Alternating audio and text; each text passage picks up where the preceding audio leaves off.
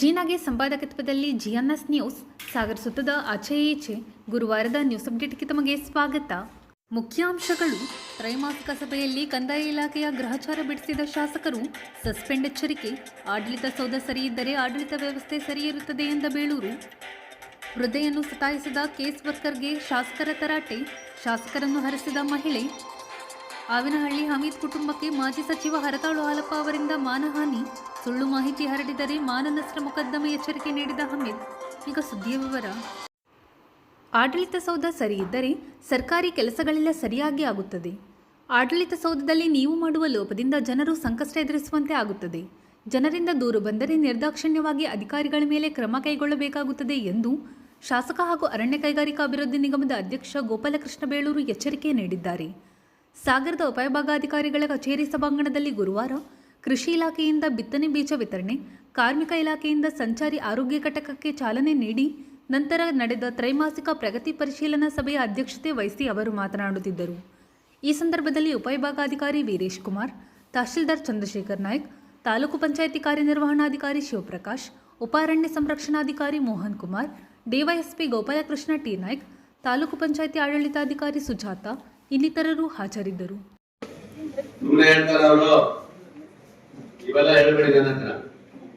ನಿಮ್ಮ ಆಫೀಸಲ್ಲಿ ನೋಡ್ರಿ, ತಹಸೀಲ್ದಾರ್ ಆಫೀಸಲ್ಲಿ ಇರುವ ಕೆಲಸ ಮಾಡೋದು ಯಾರು ಸರಿಯಾಗಿ ಮಾಡ್ತಾ ಇಲ್ಲ, ಅವರಿಗೆಲ್ಲ ನೀವು ಆಚಾರ ಬಿಡಿಸ್ಬೇಕು. ಎಲ್ಲರೂ ಏನ್ ತಿಳ್ಕೊಂಡಿದ್ದಾರೆ ಅವನ್ನ.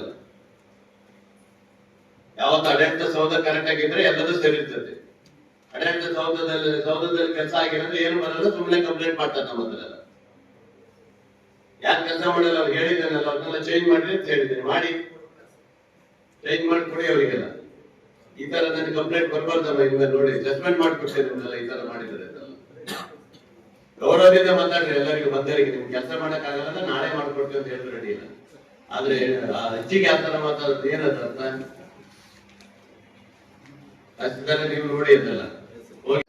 ನೂತನವಾದಂತ ಹೆಲ್ತ್ ಇದಕ್ಕೆ ಸಂಬಂಧಪಟ್ಟಂಗೆ ಆರೋಗ್ಯ ಸಂಚಾರಿ ಘಟಕ, ಆರೋಗ್ಯ ಸಂಚಾರಿ ಘಟಕವನ್ನ ಇವತ್ತು ಉದ್ಘಾಟನೆ ಮಾಡಿದ್ರು. ಬಸ್ ಬಂದಿದೆ. ಅದರಲ್ಲಿ ಅವರಿಗೆ ಯಾವ್ಯಾವ ಊರಲ್ಲಿ ಹೋಗ್ಬೇಕು ಅನ್ನೋದನ್ನ ಅವ್ರು ಆನ್ಲೈನ್ ಅಲ್ಲೇ ಕೊಟ್ಟಿರ್ತಾರೆ. ಮತ್ತು ಆನ್ಲೈನ್ ಮೂಲಕನೇ ಅವ್ರನ್ನ ಅಲ್ಲಿ ಬರ್ಲಿಕ್ಕೆ ಅವಕಾಶ ಇದೆ. ಹೊಸನಗರ, ಅದು ಸಾಗರ ಮತ್ತು ಶಿಕಾರಿಪುರಕ್ಕೆ ಇವತ್ತು ಆ ಬಸ್ ಬಂದಿದೆ. ಬಹುಶಃ ಇದು ಬಹಳ ಖುಷಿ ತರುವಂತದ್ದು. ಯಾಕಂದ್ರೆ ಕಾರ್ಮಿಕರು ದಿನನಿತ್ಯ ಕೆಲಸದಲ್ಲಿ ಇರ್ತಾರೆ, ಒತ್ತಡದಲ್ಲಿ ಇರ್ತಾರೆ, ಬಿಪಿ ಏನು ಚೆಕ್ ಮಾಡಲ್ಲ. ಇದು ಅವ್ರು ಹೋಗಿ ನಿಂತ್ಕೊಂಡ್ಬಿಟ್ರೆ ಸಹ ಅವ್ರ ಬಿಪಿ ಇಂದ ಹಿಡಿದು ಅವ್ರದ್ದು ಏನಾನು ಇದೆಲ್ಲ ಚೆಕ್ ಮಾಡುತ್ತೆ. ಅದು ತುಂಬಾ ಚೆನ್ನಾಗಿದೆ. ನಾನು ನೋಡ್ಕೊಂಡ್ಬಂದೆ. ಅದಕ್ಕೊಬ್ರು ಡಾಕ್ಟರ್, 3 ಜನ ಹೆಲ್ಪರು, ಟೆಕ್ನಿಷಿಯನ್ ಎಲ್ಲರೂ ಇದ್ದಾರೆ. ಅದಕ್ಕೆಲ್ಲ ಗುಣಮಟ್ಟದ ಒಂದು ಇಟ್ಬಿಟ್ಟಿದೆ. ಇದು ನಾನು ಉದ್ಘಾಟನೆ ಮಾಡಿದ್ದೆ. ಅದು ಒಂದು ಬಹಳ ಖುಷಿ ಆಗುತ್ತೆ. ನಿಜವಾಗ್ಲೂ ಸಂಬಂಧಪಟ್ಟ ಕಾರ್ಮಿಕ ಸಚಿವರಿಗೆ ನಾನು ಅಭಿನಂದನೆ ಹೇಳ್ತೀನಿ. ಈ ತರ ಬೇಕಾಗಿತ್ತು. ಯಾಕಂದ್ರೆ ಅದು ಆದ್ಮೇಲೆ ಅವರು ಅಲ್ಲಿ ಮುಕ್ತಾಯ ಆದ್ಮೇಲೆ ಒಂದ್ ಕಡೆ ನಿಲ್ಲಿಸ್ತಾರೆ. ಅವರಿಗೆ ಎಲ್ಲಿ ಆಫೀಸ್ ಇರ್ಬೋದು, ಬೇರೆ ಎಲ್ಲರೂ ಇರ್ಬೋದು, ಅಥವಾ ನಗರಸಭೆಯಲ್ಲಿ ನಿಲ್ಲಿಸ್ತಾರೆ. ಅಲ್ಲಿ ಅವ್ರು ಬಂದು ಚೆಕ್ಅಪ್ ಮಾಡಿಸ್ಕೊಂಡು ಹೋಗ್ಲಿಕ್ಕೆ ಅವಕಾಶ ಇದೆ. ಅದಕ್ಕೆ ಅವ್ರಿಗೆ ಅವಕಾಶ ಇದೆ. ಅದನ್ನ ವ್ಯವಸ್ಥೆ ಮಾಡಿದ್ದಾರೆ. ತುಂಬಾ ಚೆನ್ನಾಗಿದೆ, ಖುಷಿಯಾಗುತ್ತೆ. ಅದ್ರ ಜೊತೆಗೆ ಕೃಷಿ ಇಲಾಖೆಯಿಂದ ಇವತ್ತು ನಾವು ಕೆಲವು ಸಲಕರಣೆಗಳನ್ನು ಕೊಟ್ಟಿದ್ದೀವಿ. ಏನು ಬಿತ್ತನೆ ಬೀಜಗಳನ್ನ ಇವತ್ತು ಕೊಟ್ಟಿದ್ದೀವಿ. ಯಾವುದೇ ಬಿತ್ತನೆ ಬೀಜ ಅನ್ನೋದ ಕೊರತೆ ಇಲ್ದಂಗೆ ನೋಡ್ಕೊಂಡಿದ್ದಾರೆ. ಬೇಕಾದಷ್ಟು ಬಂದಿದೆ. ರೈತರು ಏನ್ ಡಿಮ್ಯಾಂಡ್ ಹೇಳಿದ್ರು ಅಷ್ಟು ಭತ್ತವನ್ನ ರೆಡಿ ಮಾಡಿ ಇಟ್ಕೊಂಡಿದ್ದಾರೆ. ಹೋದ ವರ್ಷ ಯಾವ್ದು ಕೇಳಿದ್ರು ಅದೇ ಭತ್ತವನ್ನ ರೆಡಿ ಮಾಡಿ ಇಟ್ಕೊಂಡಿದ್ದಾರೆ. ಅದಕ್ಕೆ ವ್ಯವಸ್ಥೆ ಮಾಡಿದ್ದೀನಿ. ಜೊತೆಗೆ ಮಳೆಗಾಲದಲ್ಲಿ ಆಗಿರುವಂತಹ ಅನಾಹುತಗಳಿಗೆ ಜೋಳ ಮತ್ತು ಭತ್ತಕ್ಕೂ ಸಹ ಸರ್ವೆ ಮಾಡಕ್ ಹೇಳಿದ್ದೀನಿ. ಅದನ್ನ ಸರ್ವೆ ಮಾಡಿ ಅವ್ರಿಗೆ ಸಂಬಂಧಪಟ್ಟ ಇದಕ್ಕೆ ಅವ್ರ ಇಲಾಖೆಯವರು ಅದಕ್ಕೆ ಪರಿಹಾರ ಕೊಡುವಂತ ರೈತರಿಗೆ ಆಗ್ಬೇಕು ಅನ್ನೋದು ನಮ್ಮ ಉದ್ದೇಶ. ಇದನ್ನ ಪಾಪ ಅಕಸ್ಮಾತ್ವಾಗಿ ಏನಾಯ್ತು, ಈ ಸರಿ ಮಳೆಗಾಲ ಜೂನಿಗೆ ಬರ್ಬೇಕಂತ ಇತ್ತು. ಅದು ಇವ್ರು ಏನು ಮಾಡಿದ್ರು, ಸ್ವಲ್ಪ ಲೇಟ್ ಆಗ್ಬೋದು ಅಂತ ಕೂತ್ಕೊಂಡು ಪಾಪ ಶುಂಠಿನೂ ಹಾಕಿಲ್ಲ ಕೆಲವರೆಲ್ಲ. ಹಾಗೆ ಬಿಟ್ಕೊಂಡ್ ಬಂದ್ಬಿಟ್ಟು ಈಗ ಅನುಭವಿಸುವಂತ ಪರಿಸ್ಥಿತಿ ಆಗಿದೆ. ನಿಜವಾಗ್ಲೂ ಬಹಳ ಬೇಸರ ಆಗುತ್ತೆ. ಯಾಕಂದ್ರೆ ಹೋದ ವರ್ಷ ಹಿಂದಿನ ಸಾಲಿನಲ್ಲಿ ಮಳೆ ಆಗಿಲ್ಲ. ಅದ್ರ ಕಳೆದ ಸಾಲದಲ್ಲಿ ಮಳೆ ಆಯ್ತು. ರೈತರು ಖುಷಿಯಾಗಿ ಕಾರ್ ಭತ್ತ ಮತ್ತು ಜೋಳವನ್ನ ಮಧ್ಯಂತರದಲ್ಲಿ ಬೆಳೆದ್ರು. ಅಂದ್ರೆ ಬೇಸಿಗೆ ಕಾಲದಲ್ಲಿ ಬೆಳೆದಿದ್ದು. ಹಿಂದಿನ ಸಾಲಲ್ಲಿ ಯಾರು ಹಾಕಿರ್ಲಿಲ್ಲ, ಮಳೆ ಇಲ್ಲ ಅಂತ. ಈ ಸರಿ ಬೋರ್ವೆಲ್ಲ ನೀರಿದೆ ಮಾಡೋಣಂತ ಮಾಡಿದ್ದು ಇವತ್ತು ಅವ್ರಿಗೆ ಬರೀ ಕೈಗೆ ಬಂದಿದ್ದು ಬಾಯಿಗೆ ಬರ್ದಂಗೆ ಆಗ್ಬಿಟ್ಟಿದೆ. ನಿಜವಾಗ್ಲೂ ಬಹಳ ಬೇಸರ ಆಗುತ್ತೆ. ರೈತರಿಗೆ ಯಾವತ್ತಿಗೂ ಈಗ ಆಗ್ಬಾರ್ದು. ಮತ್ತೆ ಅಕಸ್ಮಾತ್ ಮಳೆ ಬರೋದ್ರಿಂದ ಅಡಿಕೆ ಬೆಳೆಗೂ ಹಾನಿ ಇದೆ. ಅವರು ಯಾರು ಕೊಳೆ ರೋಗದ ಔಷಧಿ ಹೊಡೆದಿಲ್ಲ. ಅದು ಈಗಾಗಲೇ ಬಹಳ ಅದರಲ್ಲೂ ಚಿಂತನೆಯಲ್ಲಿದ್ದಾರೆ. ಒಂದು ವಾರ ಮಳೆ ಏನಾದ್ರು ಬಿಟ್ಬಿಟ್ರೆ ಕೊಳೆ ರೋಗದ ಔಷಧಿ ಹೊಡಿಲಿಕ್ಕೆ ತಯಾರಿದ್ದಾರೆ, ಮಾಡ್ತಾ ಇದ್ದೀವಿ. ಮತ್ತೆ ಸಂಬಂಧಪಟ್ಟ ನಿಮ್ಗೆ ಗೊತ್ತಿದ್ದಾಗೆ ನಿನ್ನೆ ಕೋವಿಡ್ ಬಗ್ಗೆ ಮಾತಾಡಿದ್ದೀನಿ. ಆಮೇಲೆ ಡೆಂಗೆ ಜ್ವರದ ಬಗ್ಗೆನೂ ಸಹ ಮಾತಾಡಿದ್ದೀನಿ. ನಿನ್ನೆ ರಾಜ್ಯದ ಮಂತ್ರಿಗಳಾದ ದಿನೇಶ್ ಗುಂಡೂರಾವ್ ನಾವು ಒಟ್ಟಿಗೆ ಇದ್ದೀವಿ. ಕೋಣಂದೂರಲ್ಲಿ ಒಂದು ಹೈಟೆಕ್ ಇದು ಆಸ್ಪತ್ರೆ ಉದ್ಘಾಟನೆ ಮಾಡೋ ಸಂದರ್ಭದಲ್ಲಿ ಮಾತಾಡಿದ್ದೀವಿ. ಡಾಕ್ಟರ್ ಸಂಬಂಧವಾಗಿ ಮಾತಾಡಿದ್ದೀನಿ, ಆಸ್ಪತ್ರೆ ಸಂಬಂಧ ಮಾತಾಡಿದ್ದೀನಿ, ಡೆಂಗ್ಯೂ ಸಂಬಂಧ ಮಾತಾಡಿದ್ದೀನಿ, ಮತ್ತು ಕೋವಿಡ್ ಬಗ್ಗೆನೂ ಸಹ ಬಹಳ ಕಟ್ಟುನಿಟ್ಟಾಗಿ ಇವತ್ತು ಅವರು ಇದು ಮಾಡಿದ್ದಾರೆ. ಮತ್ತು ಯಾವ್ಯಾವುದು ಸಿಗೋದಿಲ್ಲ, ನಾಯಿ ಔಷಧಿ ಇರ್ಬೋದು ಅಥವಾ ಹಾವು ಕಚ್ಚಿದ ಔಷಧಿ ಇರ್ಬೋದು, ಇವೆಲ್ಲರ ಬಗ್ಗೆನೂ ಚರ್ಚೆ ಮಾಡೋದು ಯಾವುದೂ ಕೊರತೆ ಇಲ್ಲ ಅಂತ ಹೇಳಿದ್ದಾರೆ. ಜನ ಔಷಧಿ ಬಗ್ಗೆನೂ ಚರ್ಚೆ ಮಾಡಿದ್ದಾರೆ. ಅದಕ್ಕೆ ಅವ್ರು ಹೇಳಿದ್ದು ಏನಂದ್ರೆ, ನಮ್ಮಲ್ಲೇ ಬೇಕಾದಷ್ಟು ಕೊಡ್ತೀವಿ, ಮತ್ತೆ ಯಾಕೆ ಅಲ್ಲಿ ಬರ್ಕೊಟ್ರೆ ಮತ್ತೆ ದುಡ್ಡು ಅದು ವೇಸ್ಟ್ ಆಗುತ್ತೆ, ಬೇಡ ಅಂತ ಮಾತು ಹೇಳಿದ್ರು ಬಿಟ್ರೆ, ನಮ್ಮಲ್ಲೇ ಔಷಧಿ ಕೊರತೆ ಇಲ್ಲಲ್ಲ, ಮತ್ತೆ ಯಾಕೆ ಅಲ್ಲಿ ಹೋಗ್ಬೇಕು ಅನ್ನೋದು ಇತ್ತು ಬಿಟ್ರೆ, ನಾನು ಹೇಳಿದ್ದೀನಿ ಇಲ್ಲ, ಒಂದು ವ್ಯವಸ್ಥೆ ಮಾಡಿಬಿಡಿ, ಜನ ತಗೊಳ್ಳೋರು ಇಲ್ಲಿಲ್ಲದ ಅಲ್ಲಿ ತಗೊಳಕ್ ಅವಕಾಶ ಇದೆ, ಬಡವರಿಗೆ ಅನುಕೂಲ ಆಗ್ಲಿ ಅಂತ ಹೇಳಿದ್ವಿ. ಇದೆಲ್ಲ ಮಾಡಿದ್ದೀವಿ. ಒಟ್ಟು ತಾಲೂಕಲ್ಲಿ ಯಾವುದೇ ಕೊರತೆ ಇರೋ ರೀತಿಯಲ್ಲಿ ನೋಡ್ಕೊಳ್ಳುವಂಥದ್ದು ಜವಾಬ್ದಾರಿ ನಮ್ದು ಇರೋದ್ರಿಂದ ಎಲ್ಲ ಅಧಿಕಾರಿಗಳಿಗೂ ಈಗ ಮಾಡಿ. ಯಾಕಂದ್ರೆ ಸುಮ್ಮನೆ ಅದನ್ನ ಯಾರು ಇದು ಮಾಡ್ಕೊಳ್ಳೋದು, ಯಾವ ತಗೊಂಡು ಹೋಗ್ಬಿಟ್ಟು ಅದಕ್ಕೆ ಬೇರೆ ಇದು ಕಟ್ಟಿ, ಅದಕ್ಕೊಂದು ಬಣ್ಣ ಕಟ್ಟಿ, ಅದಕ್ಕೆ ಏನಾದ್ರು ಇದು ಮಾಡುವಂತ ಪ್ರಶ್ನೆ ಬರೋದು ಬೇಡ. ಅದಕ್ಕಾಗಿ ನಮ್ಮದೇ ಇದೆ, ನಮ್ಮದೇ ಈಗ 60 ಎಕರೆ ಜಾಗ ಈಗಾಗಲೇ ನಮ್ಮ ರೈಲ್ವೆ ಹಳ್ಳಿ ಪಕ್ಕದಲ್ಲಿ ನಮ್ಮ ನಾಮಕಲ್ ಇದರಲ್ಲಿ ಇಟ್ಟಿದ್ದಾರೆ. ಗೋಗಳ ರಕ್ಷಣೆಗಾಗಿ ಮಾಡಿದ್ದು ಇದೆ, ಹಿಂದಿನ ಸರ್ಕಾರದಲ್ಲಿ ಮಾಡಿಟ್ಟಿದ್ದಾರೆ.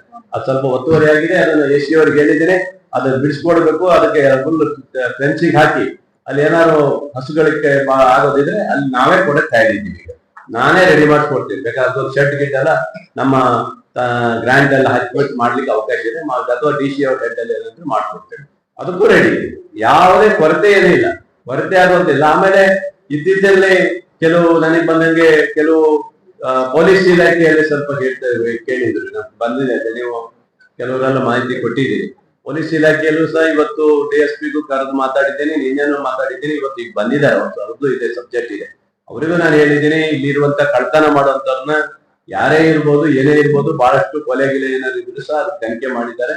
ಮತ್ತೆ ನಮ್ಮ ಕೋಡೂರು ಪಂಚಾಯತಿಯಲ್ಲಿ ಒಂದು ಕೊಲೆ ಅಂತ ಯಾರೋ ಹೇಳ್ತಾ ಇದ್ದಾರೆ, ತನಿಖೆಗೆ ಕಳಿಸಿದೀವಿ.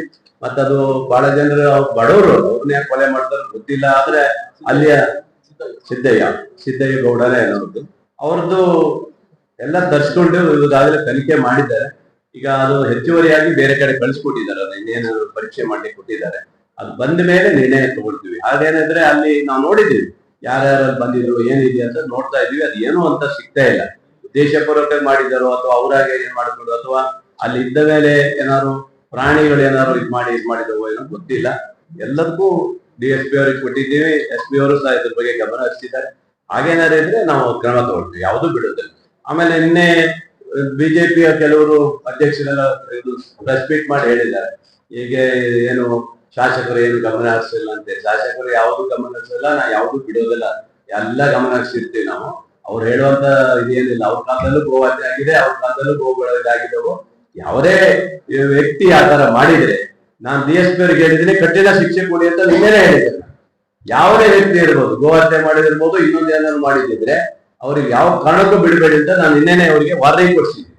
ಅಂತವ್ರನ್ನ ಯಾರೇ ಇರಲಿ ಒಳ ಹಾಕಿರಿ, ಅದು ಯೋಚನೆ ಮಾಡಬೇಡಿ. ಇದೆಲ್ಲ ಯಾವ ಜಾತಿ ಧರ್ಮ ನೋಡುವಂತ ಪ್ರಶ್ನೆ ಇಲ್ಲ, ನಾವು ಅದನ್ನು ಕಾಪಾಡ್ತಿದ್ದೀವಿ. ಸುಮ್ಮನೆ ಈ ಬಕ್ರೀದ್ ಹಬ್ಬ ಬಂದ ತಕ್ಷಣ ಕೆಲವ್ರದ್ದು ಏನಂತೂ ಅಪಾದೆ ಮಾಡೋದು ಇದೇ ಇರ್ತದೆ. ಹಾಗಾಗಿ ಅದೆಲ್ಲ ತಪ್ಪು, ಅದೆಲ್ಲ ಯಾರು ಮಾಡಕ್ ನಾವು ಬಿಡೋದಿಲ್ಲ, ಅಂತವ್ರಿಗೆಲ್ಲ ನಾವು ಕೊಡೋದಿಲ್ಲ, ಆಸ್ಪತ್ರೆ ಮಾಡೋದಿಲ್ಲ.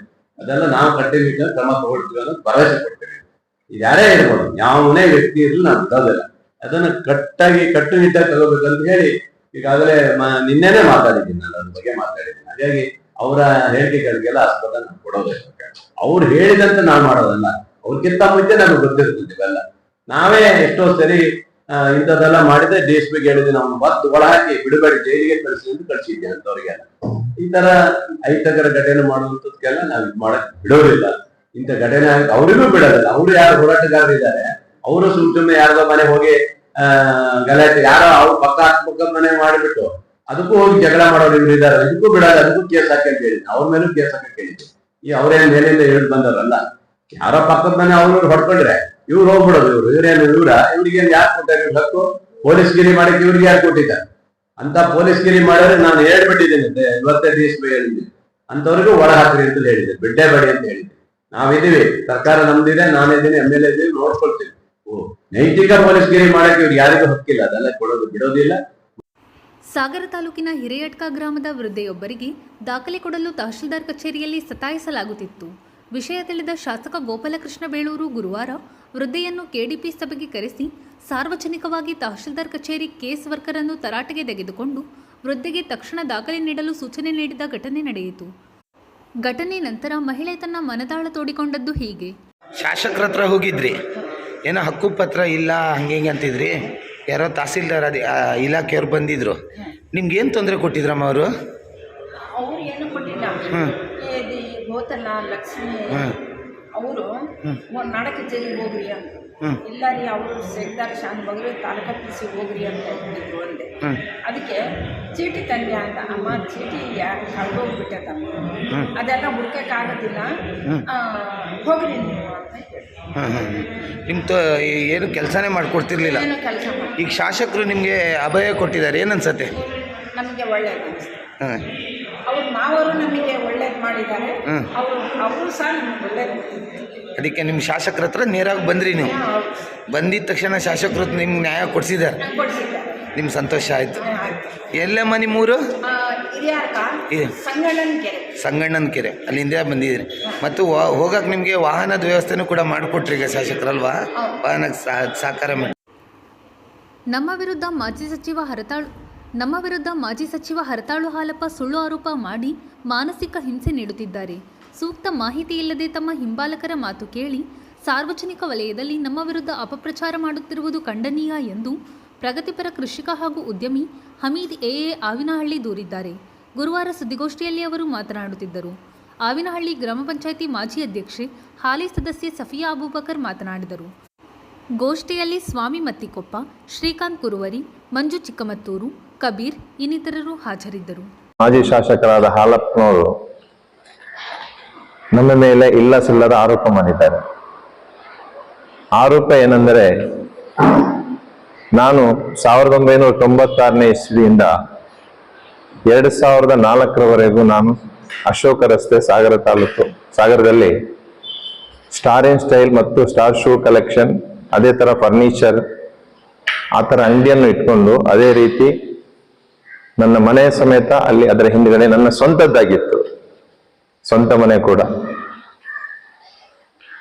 ಆ ಸಮಯದಲ್ಲಿ 15ನೇ ತಾರೀಕು ಡಿಸೆಂಬರ್ 2003ರಲ್ಲಿ ಅಲ್ಲಿ ಹಿಂದೂ ಮುಸ್ಲಿಂ ಗಲಾಟೆನು ಸ್ವಲ್ಪ ನಡೀತಾ ಇದ್ದಿತ್ತು. ಆ ಸಮಯದಲ್ಲಿ ನಮ್ಮ ಅಂಗಡಿಗೆ ಕಂಪ್ಲೀಟ್ ಆಗಿ ಸುಟ್ಟು ಬೂದಿಯಾಗಿ ಆ ಥರದಲ್ಲಿ ಎಲ್ಲ FSL ಇದು ಸಮೇತನು ಅದೇ ಥರ ಎಲ್ಲ ಇನ್ವೆಸ್ಟಿಗೇಷನ್ ಮಾಡಿ ಎಲ್ಲ ರಿಪೋರ್ಟ್ ಸಮೇತನು ಬಂದಿದೆ. ತದನಂತರ ಸುಮಾರು 2010ನೇ ಇಸ್ವಿಯಲ್ಲಿ ನನಗೆ ಸುಮಾರು ಆ ಟೈಮಲ್ಲಿ ಆಗಿರುವಂತಹ ನಷ್ಟ ಅಂದ್ರೆ ಸುಮಾರು 1,50,00,000 ರೂಪಾಯಿದ್ದೇ ನಷ್ಟವಾಗಿತ್ತು. ಅದರಲ್ಲಿ ಇನ್ಶೂರೆನ್ಸ್ ಆಗಿ 14,76,000 ರೂಪಾಯಿ ಗ್ರಾಹಕರ ಶಿವಮೊಗ್ಗ ಜಿಲ್ಲಾ ಇದರಲ್ಲಿ ಪಾಸ್ ಆಗಿದೆ. ನಮ್ಮ ಮಾಜಿ ಶಾಸಕರು ಹೇಳ್ತಾ ಇದ್ದಾರೆ, ಅವರು ಇನ್ಶೂರೆನ್ಸಿಗೋಸ್ಕರ ಅಲಿದಾಡ್ತಾ ಇದ್ದಾರೆ, ಅವರಿಗೆ ಇನ್ಶೂರೆನ್ಸೇ ಬಂದಿಲ್ಲ ಅಂತ ಹೇಳಿಬಿಟ್ಟು ನಮಗೆ ಇಲ್ಲ ಸಲ್ಲದ ಆರೋಪವನ್ನು ಮಾಡಿದ್ರು. ಮಾಡಿ ಅವರೇ ಇರುವ ಸಮಯದಲ್ಲೇ ನನಗೆ 14,76,000 ಬಂದಿರೋದು. ಅವರೇ ಮಿನಿಸ್ಟರ್ ಆಗಿದ್ರು, ಆ ಸಮಯದಲ್ಲೇ ಬಂದಿರೋದು. ಮತ್ತು ಅವರಿಂದ ನಮಗೆ ಯಾವುದೇ ಒಂದು ವೈಯಕ್ತಿಕ ಮುಂಚಿಂದನೂ ಇಲ್ಲ. 2004ರಲ್ಲಿ ಅವರ ಎಲೆಕ್ಷನ್ ಅಲ್ಲಿ ಸಮೇತನು ನಾನು ಹೊಸನಗರ, ಅದೇ ತರ ರಿಪ್ಪನ್ಪೇಟೆ ಬಂಗಾರಪ್ಪ ಸಾಹೇಬ್ರು ಹೇಳಿದ್ರಿಂದ ನಾನು ಹೋಗಿ ಅವರೊಟ್ಟಿಗೆ ಎಲ್ಲ ಕೆಲಸನೂ ಅವರೊಟ್ಟಿಗೆ ಮಾಡಿದ್ದೇನೆ, ಅಂದ್ರೆ ನಮ್ಮ ಅಲ್ಪಸಂಖ್ಯಾತರು ಇದರಲ್ಲಿ. ಆದ್ರೆ ನಮ್ಗೆ ಈ ತರ ಯಾಕೆ ಅವರು ಹೇಳ್ತಾ ಇದ್ದಾರೆ ನಮಗೆ ಗೊತ್ತಾಗ್ತಾ ಇಲ್ಲ. ಅದಾದ ನಂತರ ನನ್ನ ಹೆಂಡತಿ ಹೆಸರಲ್ಲಿ 2 ಎಕರೆ 20 ಗುಂಟೆ ಜಮೀನನ್ನು ನಾನು 1998ರಲ್ಲೇ ಅರ್ಜಿ ಹಾಕಿದ್ದೇನೆ. ಸರ್ವೆ ನಂಬರ್ 60A, ಆವಿನಹಳ್ಳಿ ಗ್ರಾಮ, ಆವಿನಹಳ್ಳಿ ಸಾಗರ ತಾಲೂಕು. ಇದರಲ್ಲಿ 2016ಕ್ಕೆ ನನಗೆ ಹಕ್ಕುಪತ್ರವನ್ನು ಮಂಜೂರಾಗಿ ಬಂದಿದೆ. ಅದಾದ ನಂತರ ಪಾಣಿನು, ಮಟೇಶನು, ಈ ತರ ಏನಿದೆ ಎಲ್ಲದೂ ನಾನು ಶೋ ಮಾಡ್ತೇನೆ. ನನ್ನ ಹತ್ರ ಎಲ್ಲದೂ ಇಲ್ಲಿದೆ.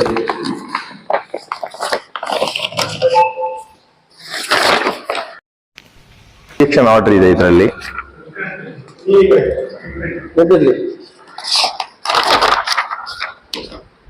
ಕೊಟ್ಟಿದ್ದು ಇಂಜೆಕ್ಷನ್ ಆರ್ಡರ್ ಇತ್ತು.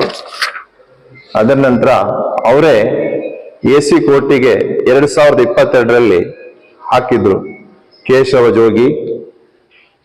ಅದರಲ್ಲಿ ಸಮೇತನು 2005 ಜನವರಿಯಲ್ಲಿ ನಮಗೆ AC ಕೋರ್ಟಿಂದ ನಮ್ಮ ಪರವಾಗಿ ಆಗಿದೆ. ಮತ್ತು ಇದರಲ್ಲಿ ಕೋರ್ಟಿಗೆ ಅಂತ ಹಾಕಿರುವಂತ ಎಲ್ಲ ಹಾಲಪ್ಪನವರು ನಮಗೆ ಇಲ್ಲ ಸಲ್ಲದ ಆರೋಪ ಮಾಡಿರೋದು. ಅವರಿಗೆ ಸರಿಯಾದ ಮಾಹಿತಿ ಇಲ್ಲದೆ ಇರೋದ್ರಿಂದ ಈ ರೀತಿ ಅವರು ಹೇಳಿದ್ದಾರೆ. ಮಾಹಿತಿ ನೋಡಿದ್ರೆ ಅವ್ರು ಕರೆಕ್ಟ್ ಆಗಿ ಹೇಳ್ತಿದ್ರು. ಯಾಕಂದ್ರೆ ನಮಗೂ ಗೊತ್ತಿದ್ದವ್ರೆ, ಗೊತ್ತಿಲ್ಲದೆ ಇರುವಂತವ್ರು ಏನಲ್ಲ ಅವರು. ಹಾಗಾಗಿ ಅವರು ಈ ತರದಲ್ಲಿ ಮಾಡ್ಲಿಕ್ಕೆ ಕಾರಣ ಒಂದು ಗಿಣಿ ಮತ್ತು ಮಣಿ, ಇವರಿಬ್ಬರೇ ಅದಕ್ಕೆ ಮೇನ್ ಸೂತ್ರಧಾರಿಗಳು. ಅವರೇ ಬೇಡದೆ ಇರೋದಲ್ಲ ಎಲ್ಲ ತರದಲ್ಲಿ ಹೇಳೋದು 40 ವರ್ಷ ಆಗಿದೆ 30 ವರ್ಷ ಆಗಿದೆ ಅಂತೇಳಿ. ನಮ್ಮ ಇತಿಹಾಸ ಇದೆ. ನನ್ನ ಅಜ್ಜ ಕಲಾಯಿ ಮೊಯ್ದೀನ್ ಸಾಹೇಬ್ರು ಅಂದ್ರೆ ಆವಿನಹಳ್ಳಿಯಲ್ಲಿ ಸಾಧಾರಣ ಒಂದು 80 ವರ್ಷ ಹಿಂದೆ ಇತಿಹಾಸ ಇದೆ. ಅವರು ಬೇಕಾದ್ರೆ ಒಂದು 80 ವರ್ಷ ಮುಂಚಿನ ಬೇಕಾದ್ರೂ ನಮ್ದು ಎಲ್ಲಾ ಪತ್ರಗಳ ಸಮೇತ ನಮ್ಮ ಹತ್ರ ಕಂದಾಯ ಕಟ್ಟಿದ ಅಥವಾ ಮನೆ ಪೇಪರ್ ಇದ್ದದ್ದೆಲ್ಲ ಇದೆ. ನನ್ನ ತಂದೆಯವರು ಸಮೇತ ಅಬ್ಬಾಸ್ ಅಂತ ಹೇಳ್ಬಿಟ್ಟು ಅವರು ಸಾಧಾರಣ ಅವರಿಗೆ 1986ರಲ್ಲಿ ತೀರೋದ ನಂತರ ಅದರ ಪಕ್ಕದಲ್ಲಿರುವಂತ ಜಮೀನು ನಾವು 1976ರಲ್ಲೇ ನಾವು ಮಾಡಿದ್ದೇವೆ. ಕೆಳಗಡೆ ಇರುವಂತ ಜಮೀನು 1976ರಲ್ಲಿ ನಮ್ಮ ತಂದೆಯವರು ತೀರೋಗಿದ್ದು 86ವರೆಗೂ ತಂದೆಯವರು ಇರುವವರೆಗೆ ಮಾಡಿದ್ವಿ. ಅದರ ನಂತರ 89ಕ್ಕೆ ನಾನು ಗಲ್ಫ್ ಹೋದೆ. ಗಲ್ಫ್ ಹೋಗೋ ಸಮಯದಲ್ಲಿ ನಾವು ಅವರಿಗೆ ಬಿಟ್ಕೊಟ್ಟೇವಿ. ಈ ಜಮೀನಿಗೂ ನಮಗೂ 1976ದ್ದೇ ಲಿಂಕ್ ಇದೆ, ನೆನ್ನೆ ಮೊನ್ನೆದೇನಲ್ಲ. ಆ ಸಮಯದಲ್ಲೇ ನಾವು ಎಲ್ಲ ಗೇರು ಗಿಡ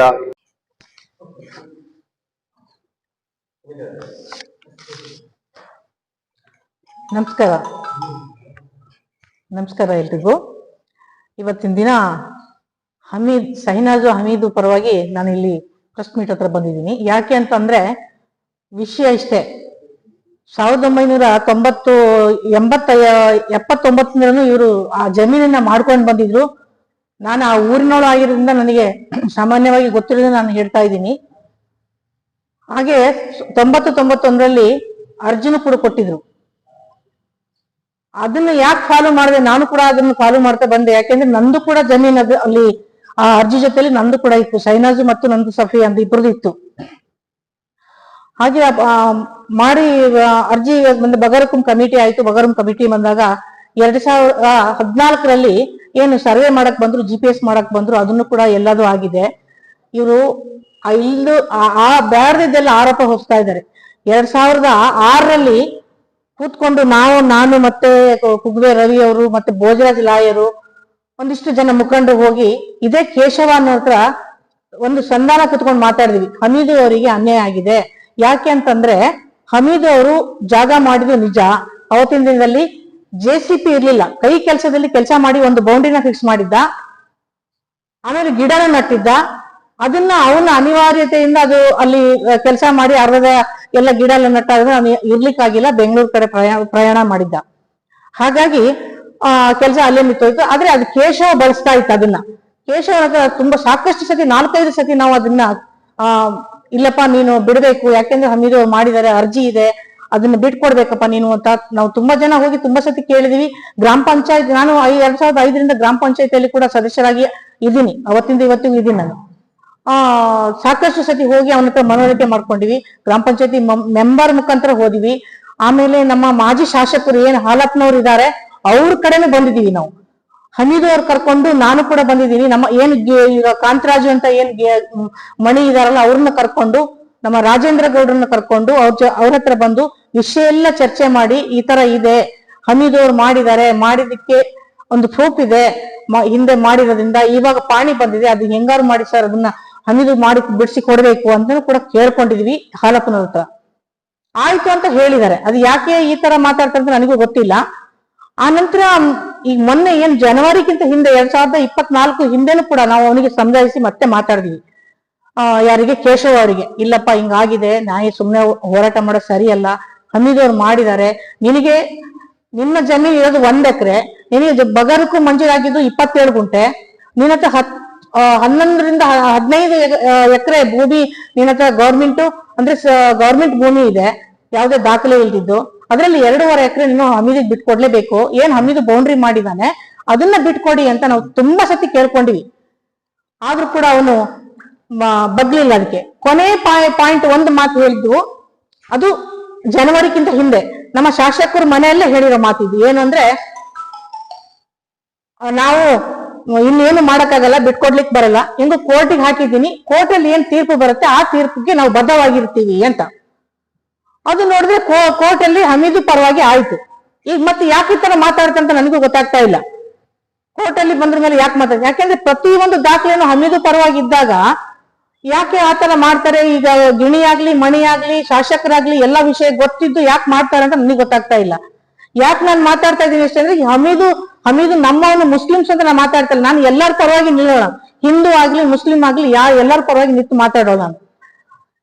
ಇವನ ಹತ್ರ ಇಷ್ಟು ದಾಖಲೆ ಇದ್ದು ಇವನಿಗೆ ಯಾಕೆ ಈ ತರ ತೊಂದರೆ ಕೊಡ್ತಾರೆ? ಇಲ್ಲ, ಮೊನ್ನೆನೂ ಅಷ್ಟೇ, ಇದು ತೆರವುಗೊಳಿಸಬೇಕಾದ್ರೆ ಸಾಮಾನ್ಯ ಒಂದು 200 ಜನ ಇದ್ದಿದ್ದು ಹೌದು. 200 ಜನರಲ್ಲಿ ಆವಿನಹಳ್ಳಿ ಭಾಗದಲ್ಲಿ ಯಾರು ಇಲ್ಲ, ಮುಸ್ಲಿಮ್ಸ್ ಮಹಿಳೆ ಅಂತ ಇದ್ದಿದ್ದು ನಾನು ಒಬ್ಳೆ. ಯಾಕೆಂದ್ರೆ ನನ್ನ ವಾರ್ಡ್ ಅದು, ನನ್ನ ವಾರ್ಡ್ ಆಗಿದ್ರೆ ನಾನು ಹೋಗಿದ್ದೀನಿ. ಅಲ್ಲಿ ಮುಸ್ಲಿಮ್ಸ್ ಜನ ಒಬ್ರು ಇಲ್ಲ, ಎಲ್ಲ ಹಿಂದೂ ಜನ. ಮರ ಕಟಾವ್ ಮಾಡೋರಿಗೆ ಇರ್ಬೋದು, ಅಲ್ಲಿ ಶೆಡ್ ಹಾಕೋರು ಇರ್ಬೋದು, ಅಥವಾ ಕಾಂಪೌಂಡ್ ಮಾಡೋರು ಇರ್ಬೋದು, ಈ ತರ ಜನ ಇದ್ರ ಬಿಟ್ಟು ಅಲ್ಲಿ ಬೇರೆ ಯಾರು. ಇದು ಗುರುವಾರದ ಸಮಗ್ರ ಸುದ್ದಿ. ನಿರಂತರ ಸುದ್ದಿಗಾಗಿ ನೋಡ್ತಾ ಇರಿ GNS ನ್ಯೂಸ್. ನಮಸ್ಕಾರ.